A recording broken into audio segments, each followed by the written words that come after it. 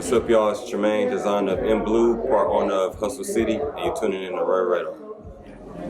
What's up, y'all? I'm Erica Danielle here with Rare Radar, and I am here with In Blue here with Hustle City. What's up, In Blue? How are you? Doing? Good.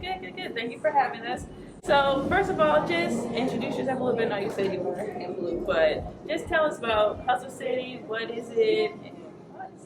Okay. Yeah, so I'm Trimayne again, In Blue designer, part owner of Hustle City.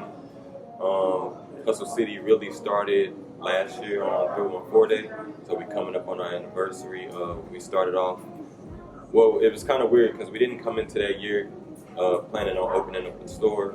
My brother A-Game, another part owner, he was like, let's look into it. And me being the fashion designer out of my team, I jumped on it like in days and then made it happen in like a couple weeks. And then we had the announcement that we was going to be opening up on 314 Day unofficially. But once we put that out to the public, you know, internally, it was like, okay, now we got to make it happen. Right. So that's how everything kind of began from there. But how did the idea to start a clothing store kind of come about? Well, so we used to have our marketing meetings with Jules. So yeah, shout out to Julian. So we used to meet at Tucker and Tisa all the time, and so A-Game asked like we should look into what one of the spaces would be would cost to get into. So like just us seeing that building, just us having our normal meetings for like In Blue, for A-Game, MC Trey. That's how we became aware of what Tech Artista was, and that's what kind of birthed that idea. Nice. So, what is the inspiration for the name? Because if you guys know, Hustle City is not just Hustle City. There's a 314 incorporated in the name, which I think is super dope. So, what was the inspiration behind the name? Well, you know, like anybody a part of the culture, you know, St. Louis, you can't spell STL without hustle. You can't spell hustle without STL. Absolutely. So we was forming that together, and then we got creative with the 314 by changing the E to a 3, the I to a 1, and the Y to a 4. So it was just a way to incorporate St. Louis being St. Louis, and you know the culture always was married to that. It's for us. Nice. For us, by us. Yeah, exactly. I love it. So you all have a lot of dope pieces. I'm looking around, and the pieces you have is really, really dope. So how would you describe the style or the vibes of your clothes? Again, for us by us, so everybody in the store is a St. Louis designer. You would never see a designer not from St. Louis in here. It's all about building up the fashion scene and giving a platform to designers like myself and other people coming up that want to help bring up the art scene and the fashion scene in St. Louis. So that's the whole one. So how would you describe your own individual style? My own style? I mean, it's obviously a streetwear heavy. One of my inspirations are people like Joe Fresh Goods. That may be more on the marketing style type of scheme, or who we making it for, and what stories we want to tell. And I think it's not a lot of platforms for black designers to like tell our stories and stuff like that. So like, the further I go, I want to make our stories more mainstream to the people. So, at the time of us recording this, we're coming up on the end of Black History Month. So, what does it mean to you to be a black entrepreneur?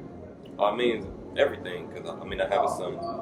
He's 3, so I'm hoping when he grows up and he can see that he can make his own path, whatever he wants to do. He doesn't have to depend on something.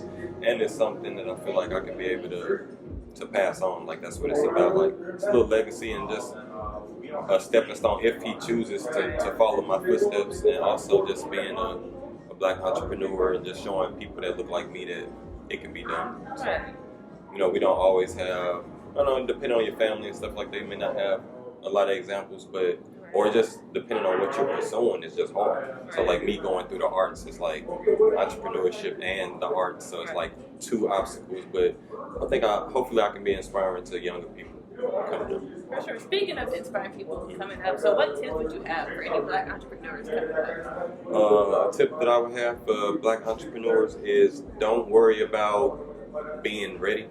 You make yourself ready by jumping in and pursuing it and learning along the way. I think for me, it's always been hands-on experience is the best experience.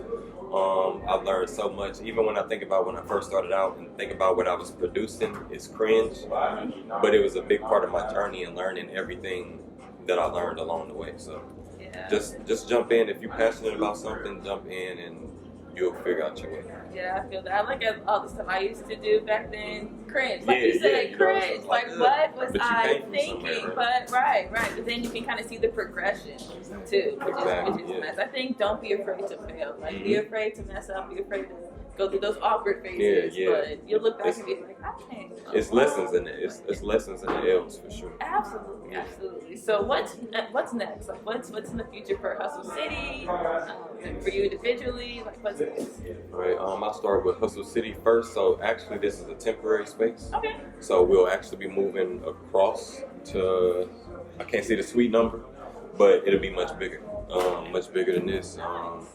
So it'll be a lot nicer, and still keep building within the community, keep bringing in more people outside of or people that's in the community but that do the arts, and bringing us together, because I think the more of us together, the bigger our platform would be, and the more voices that we have saying the same thing will reach more people. And St. Louis can't be the little brother to everybody else. But we got some dope people here, so I would like to see that keep growing. Individually expanded. I'm so St. Louis, but at the same time, I gotta expand outside of St. Louis as well. So I got a big goal of mine is to make Art Basel this year. In Miami, networking with a couple of boutique owners that I met in Miami, to start getting my name out there in that region, and hopefully just keep building those connections across the United States where I could, implement in Blue anywhere. Because now, like you said, 314 Day is coming up. So do you guys, I don't know if you can share yet, but do you have any special plans for 314 Day? Yeah, we definitely want to make, especially since it's our anniversary too coming up, we want to make this a spot where, for one, before 314 Day, this is where you need to get all your St. Louis gear. Of course. You should be wearing something from St. Louis, by St. Louis, for 314 Day. We definitely gonna have a nice little customer experience set up on that day and on that weekend. So stay tuned for announcements coming up soon. We'll be shouting it out pretty soon, actually, and preparing for that. So I can't get into the details too much, but we got something. That's it. Okay, listen, y'all heard it here first. Okay, y'all gotta stop here for all y'all 314 Day stuff. Okay. Well, thank you so much for taking the time out to chat with us. So go ahead and plug yourself. Where can people tap in with you or with Hustle City? You can find in Blue on Instagram, it's EMBLEU_.